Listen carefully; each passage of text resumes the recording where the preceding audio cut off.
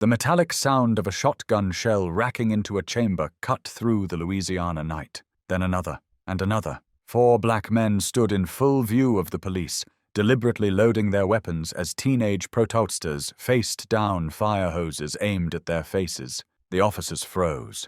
They'd used these tactics in Birmingham, Montgomery, Selma. Dogs, hoses, batons. It always worked. But nobody had ever pointed guns back at them before. The police ordered the fire truck to withdraw. July 8th, 1965. Bogalusa, Louisiana. A white mob surrounded peaceful civil rights marchers outside City Hall, hurling rocks, closing in for the attack that would send them running like they always did. Then 3 shots cracked across the crowd. A white man dropped, hit in the chest. The mob scattered in seconds, and for the first time in the history of the American civil rights movement, a black man had shot a white man in self-defense during a demonstration and lived to tell about it. His name was Henry Austan.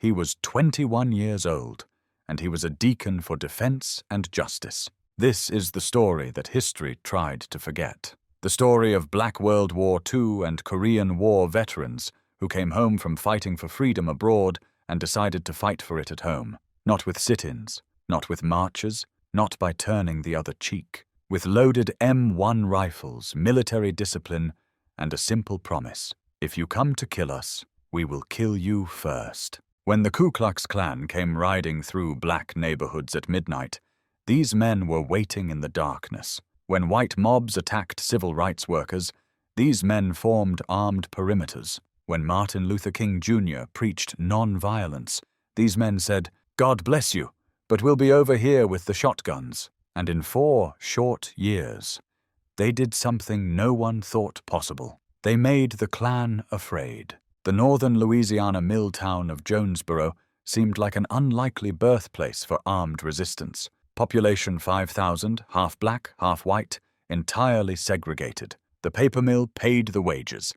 Jim Crow wrote the rules, and by 1964, those rules were being challenged by the Congress of Racial Equality, known as CORE. CORE had established a freedom house in Jonesboro that spring, bringing in young activists, many of them white, to help register black voters. Their presence enraged white Jonesboro. To the local Klan, these outside agitators represented everything they feared about the changing South. So in July 1964, the Klan decided to make an example of them. 5 black churches burned. The Masonic Hall burned. A Baptist center burned. All in the space of a few weeks. The Freedom House itself came under repeated attack. Shots fired through windows at night. Rocks through windshields during the day. The pattern was familiar throughout the South. Terror without consequence. Violence without arrest. But Jonesboro had something most rural southern towns didn't have. It had a significant population of black men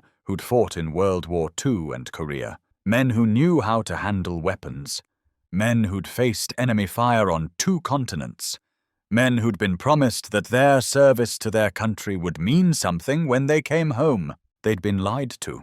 Ernest Thomas had been born in Jonesboro on November 20th, 1935. He'd grown up fighting white boys for access to swimming holes, learning early that rights went to those who fought for them, not to those who asked politely. After military service, he'd returned home believing that political change had to be secured by force, not moral appeal. The Klan's July rampage proved him right. Frederick Douglass Kirkpatrick had been named after the great abolitionist. Born in 1933 in Haynesville, Louisiana, he'd excelled at Grambling, earning a degree in biology while playing football. His imposing physical presence made him hard to ignore.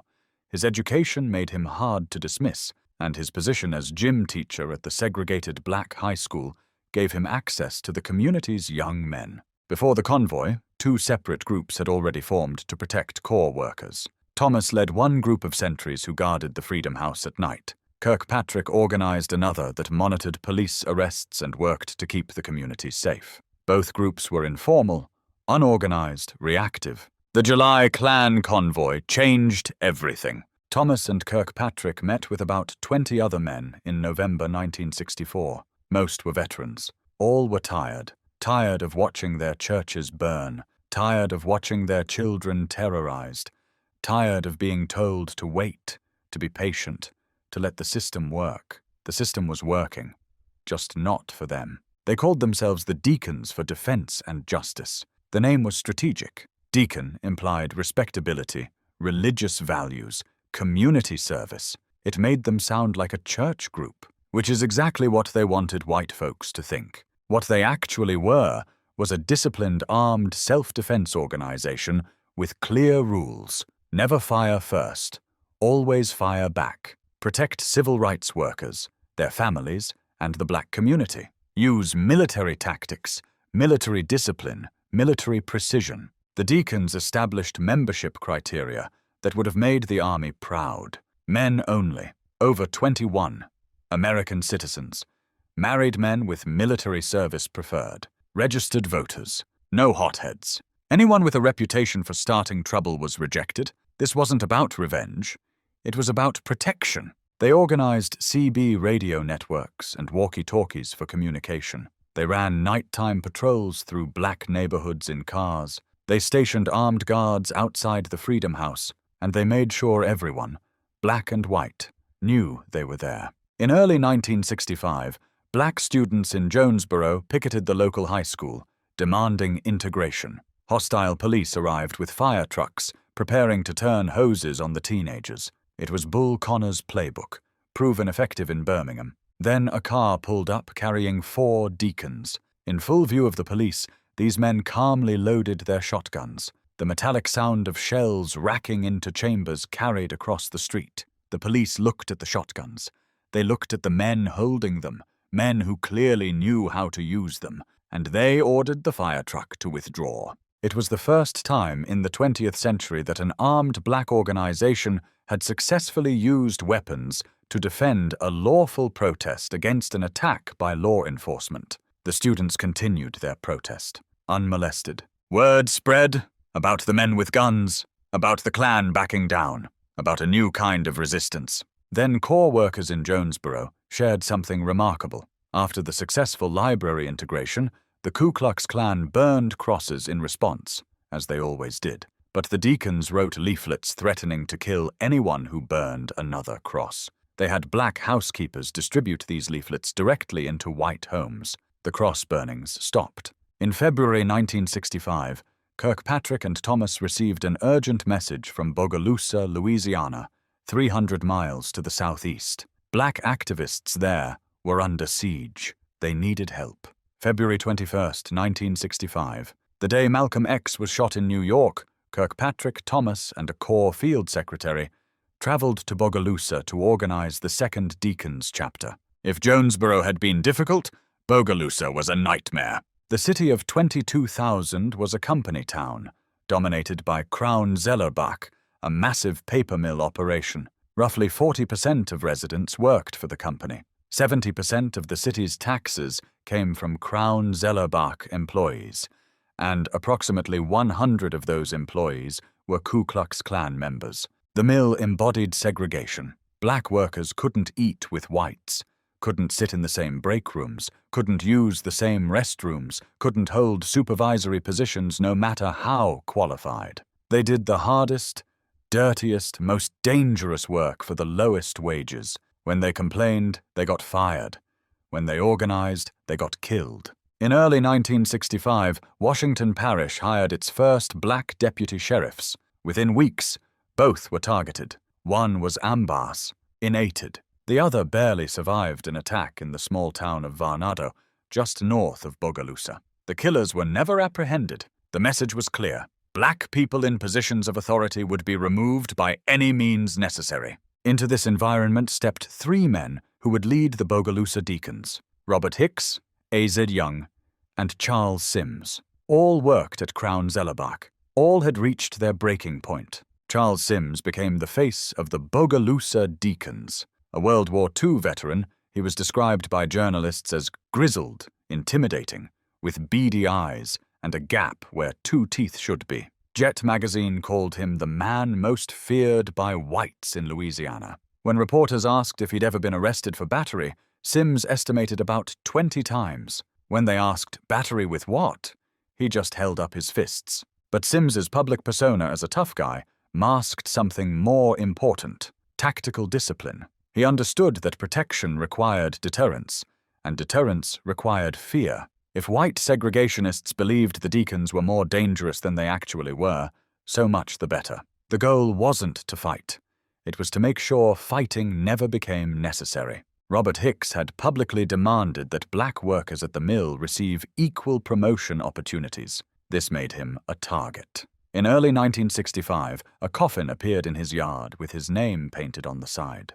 A burning cross accompanied it. The Klan's traditional calling card: "Stop your agitation or die." Hicks didn't stop. The Deacons made sure he didn't have to. The Bogalusa chapter grew rapidly. Deacons established 24-hour armed guard rotations around Hicks's home and the homes of other activists. They patrolled black neighborhoods in vehicles equipped with CB radios. They created quick response teams that could be anywhere in the city within minutes. And they made one thing absolutely clear: if you attacked a black person in Bogalusa, you would be shot. In spring 1965, a young deacon named Henry Austan, a 21-year-old insurance collector, finished his rounds in Washington Parish as the sun set. Heading back toward Bogalusa down a dirt road, he noticed headlights behind him. They came closer, too close. Austan realized he was being pursued by Klansmen. The cars chased him to a bridge. They pulled alongside, trying to force him off the road. Austan had two choices: die or fight. He chose to fight. Opening fire with his pistol through his own car window, he hit the lead vehicle. It swerved, missed the bridge, and ran into the water. Austan escaped. The next day, shaken but alive, he went to see Charles Sims and formally joined the Deacons. Within months, Austan would do something unprecedented in the civil rights movement. The Congress of Racial Equality continued its work in Bogalusa throughout the spring and summer of 1965, testing the new Civil Rights Act by attempting to integrate public facilities. The Klan response was immediate and violent. White mobs threw rocks at peaceful marchers. Police stood by and watched. Sometimes they joined in. On July 8, 1965, hundreds of white opponents gathered outside Bogalusa City Hall to confront civil rights marchers. The crowd grew hostile, surrounding the protesters, throwing objects. Violence seemed inevitable. Henry Austan, now a deacon, was there providing security. A white man named Alton Crow confronted the crowd of black demonstrators, advancing aggressively. Austan drew his pistol and fired 3 times, hitting Crow in the chest. The mob dispersed instantly. Crow survived. So did Austan. And that night, Charles Sims reportedly said to FBI informants, a brand new Negro was born. It was the first time during the civil rights movement that a black man had shot a white man in self-defense during a demonstration and survived to tell about it. The psychological impact rippled through both communities. For black residents of Bogalusa, it proved that armed self-defense worked. For white segregationists, it proved the rules had changed. Corps leader James Farmer needed to come to Bogalusa to speak at the funeral of one of the assassinated black deputies. Police warned him the Klan was planning to shoot him. Farmer, one of the principal architects of non-violent civil rights protest, called the Deacons. 4 armed Deacons met Farmer at the New Orleans airport. They drove him 65 miles to Bogalusa in a convoy, weapons visible, radios coordinating. They provided security at the funeral, where approximately 50 Deacons attended. No one was attacked. Farmer survived, and afterward, he told the press something that shocked civil rights leaders across the country. CORE is non-violent, but we have no right to tell black people in Bogalusa or anywhere else that they do not have the right to defend their homes. Even Martin Luther King Jr.'s Southern Christian Leadership Conference employed armed guards, though they rarely discussed it publicly. King himself, during the early days of the Montgomery bus boycott, had kept guns in his home. The difference was visibility. The Deacons didn't hide their weapons. They displayed them openly, deliberately, strategically. On a July night in 1965, a cavalcade of 25 Klan cars drove through a black neighborhood in Bogalusa, hurling insults, randomly firing into houses. The Klan had done this hundreds of times before, in dozens of towns, always with the same result: terror without resistance. This time, the neighborhood fired back. Dozens of rifles and pistols opened up on the convoy. Klansmen, shocked to be under attack, sped away in panic. Some vehicles running into ditches in their haste to escape. They never came back. One Deacon leader remembered, "They finally found out that we really are men, and that we would do what we said, and we meant what we said." The escalating violence forced the federal government's hand. The Department of Justice, which had been reluctant to challenge local police departments that collaborated with the Klan, finally acted. In July 1965, using Reconstruction-era laws, federal authorities ordered local police to protect civil rights workers. FBI agents flooded the region. Federal prosecutors began building cases against Klan members. By the end of 1965, the Louisiana Klan had been devastated. Membership collapsed. Cross burnings nearly ceased. Night riding stopped. Federal surveillance and prosecution, combined with armed black resistance, had accomplished what decades of non-violent protest alone could not. The Deacons expanded rapidly. On March 8, 1965, they formally incorporated as a Louisiana non-profit organization with an explicit mission: the defense of civil rights, property rights, and personal rights. By mid-1965, chapters existed across Louisiana, Mississippi, Alabama, and even in Chicago. At their peak, the Deacons had approximately 21 chapters and 46 affiliates. They provided security for major civil rights events. In 1966, when James Meredith, the first black student at the University of Mississippi, was shot during his March Against Fear, the Deacons joined the continuation march from Memphis to Jackson, providing armed escorts. At night campsites, Deacons stood guard. Martin Luther King Jr., despite his philosophical opposition to armed resistance, accepted their protection during parts of the march. He understood that in rural Mississippi, nonviolence alone could get you killed.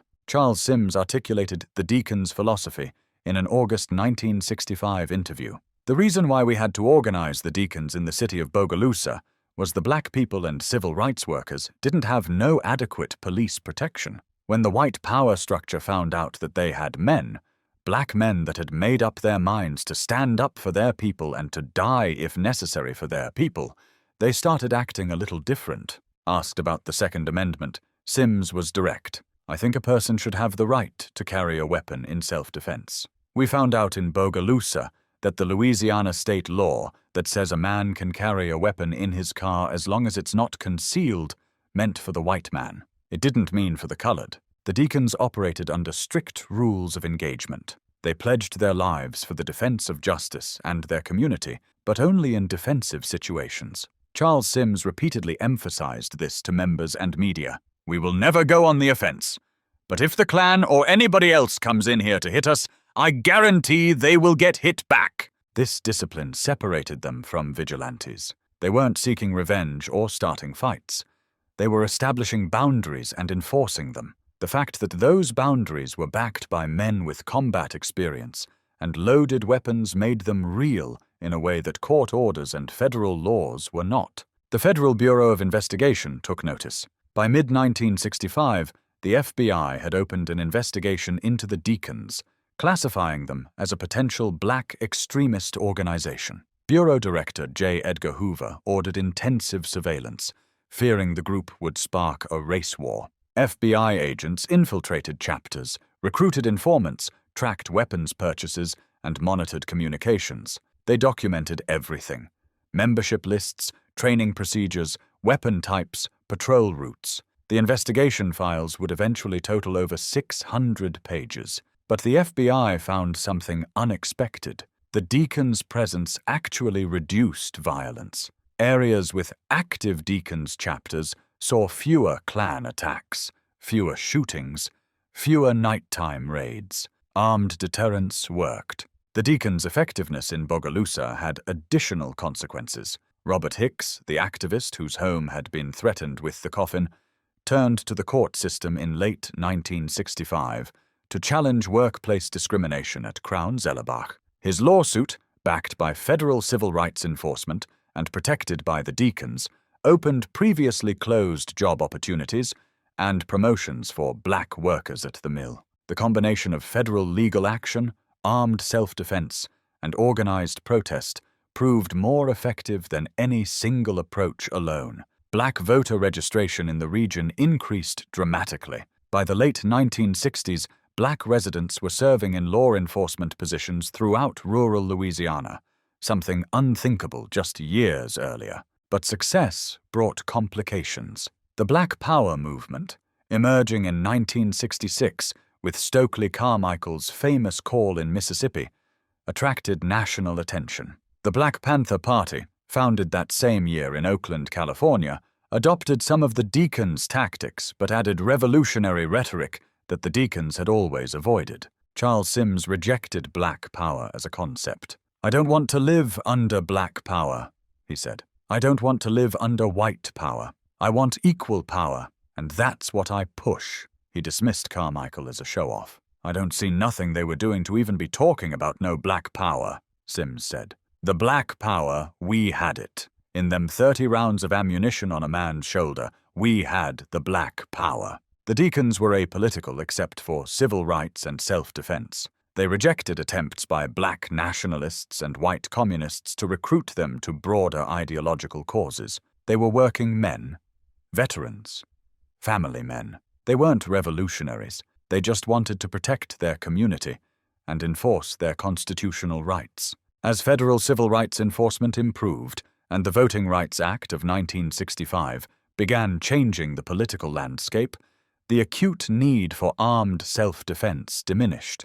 The Deacons had forced the federal government to intervene. Once that intervention came, their role became less critical. By 1968, Deacons' activity had declined significantly. The Black Panther Party, with its more militant rhetoric and urban focus, captured media attention and overshadowed the rural, working-class, defensive approach of the Deacons. The FBI, concerned about urban riots and revolutionary movements, shifted its surveillance away from the Deacons toward these newer organizations. The Deacons never completely disbanded, but they faded from public view. Their story was largely forgotten, overshadowed by the more visible narrative of non-violent resistance led by Martin Luther King Jr. History books mentioned them briefly, if at all. The civil rights movement, as taught in schools, emphasized peaceful protests and moral suasion, not armed veterans establishing defensive perimeters. Frederick Douglass Kirkpatrick moved to New York, became a minister, and dedicated himself to teaching black history through music. He recorded several albums with Smithsonian folkways, including songs honoring civil rights leaders and the Deacons themselves. He died in 1986. Charles Sims remained in Bogalusa, continuing to advocate for equal rights through legal means. Robert Hicks stayed active in the community until his death in 2010. His home was listed on the National Register of Historic Places in 2015, recognized as the birthplace of the Bogalusa Deacons chapter. Plans for a civil rights museum at the site continue. Ernest Thomas's later life remains less documented, but his role as co-founder ensured his place in the hidden history of armed resistance during the civil rights movement. In 2003, Showtime produced a television movie, Deacons for Defense, directed by Bill Duke and starring Forrest Whitaker and Ossie Davis. It brought the story to a new generation,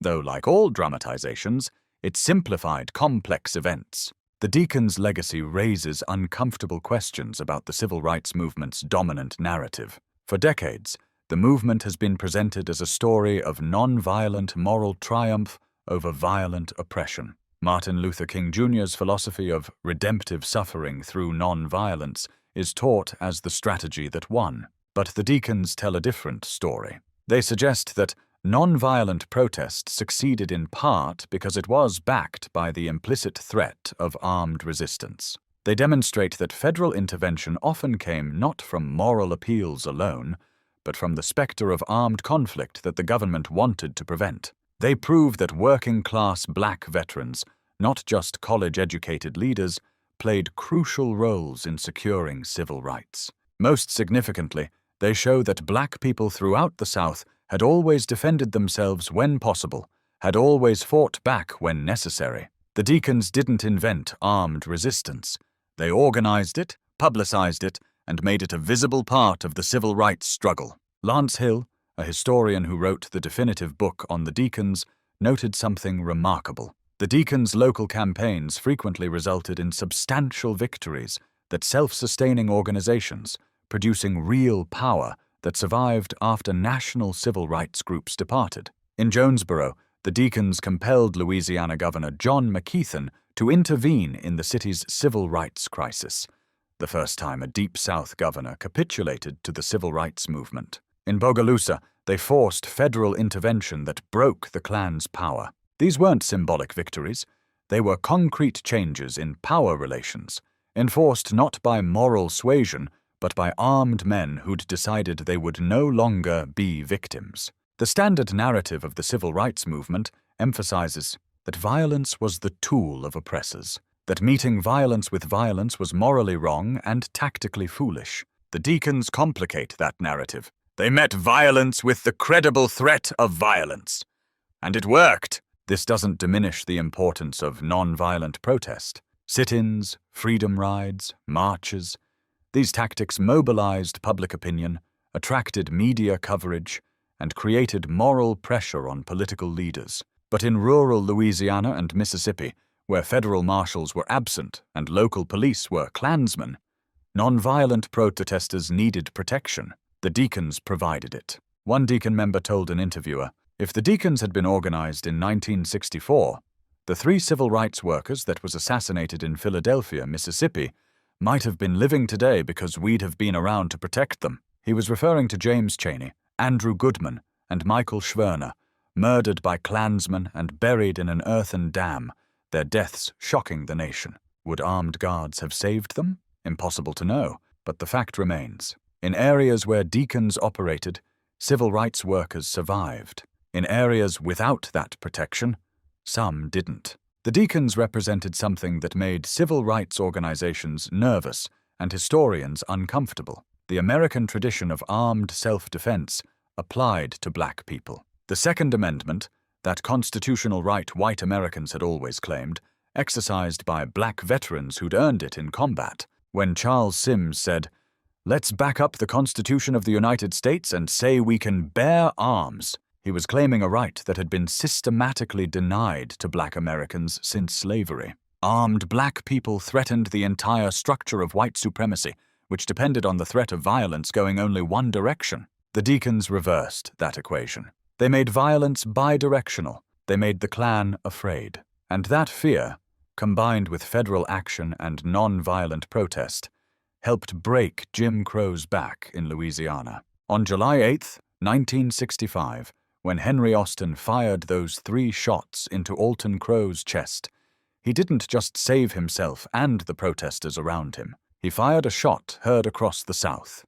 The message, "Black people will defend themselves. The cost of racial terrorism has gone up. Calculate accordingly." The Klan calculated. Cross burnings decreased. Night riding stopped. Attacks on civil rights workers declined. Not because segregationists had a change of heart, but because they'd done the math. Some targets shot back now, and those who shot back were combat veterans who didn't miss. The Deacons' story challenges comfortable narratives about how social change happens. It suggests that moral arguments alone don't transform power structures, that sometimes violence, or the credible threat of it, is necessary to secure basic rights, that working-class black people with guns were as important as middle-class black people with law degrees. This is why the Deacons were largely written out of civil rights history. They didn't fit the story civil rights leaders wanted to tell, or that white America wanted to hear. King's dream was palatable to white liberals.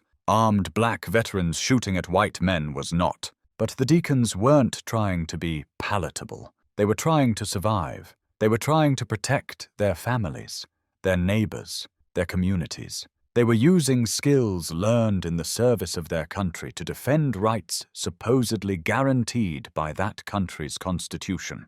Frederick Douglass Kirkpatrick, Charles Sims, Ernest Thomas, Robert Hicks, Henry Austan, and the hundreds of men who joined them weren't heroes in the traditional civil rights narrative. They were heroes in a different kind of story, A story about men who came home from war expecting to be treated as citizens, and finding that expectation betrayed, used their military training to demand what had been promised. They didn't defeat the Klan through moral superiority. They defeated them through superior firepower, superior tactics, and superior discipline. They turned the Klan's weapons against them. They made white supremacists calculate risk, and they proved that when black veterans decided to defend their community, even the Ku Klux Klan backed down. This was never just about guns. It was about dignity, about refusing to be victims, about saying to a system built on black subjugation, "We will not go quietly. We will not beg. We will not wait for your permission. We fought for this country. We are citizens, and we will defend ourselves." Charles Sims, grizzled and gap-toothed, standing in Bogalusa with a rifle across his lap, represented something white supremacy couldn't survive.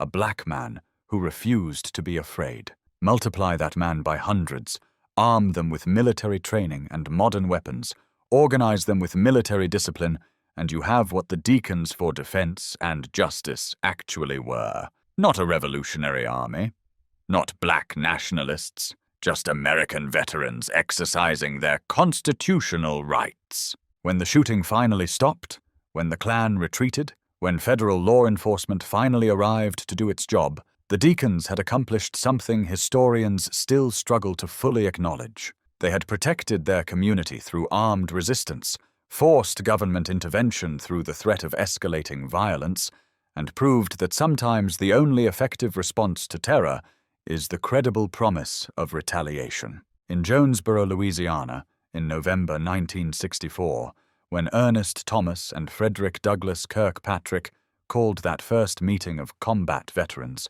they weren't starting a revolution. They were finishing one. The revolution begun by black soldiers who fought in 2 world wars, came home to Jim Crow, and decided they'd fought their last war for other people's freedom. This time, they'd fight for their own. The Deacons for Defense and Justice existed for less than 4 years as an active organization. But in that time, they changed the calculation of racial violence in the Deep South. They proved that black communities could defend themselves. They forced the federal government to intervene.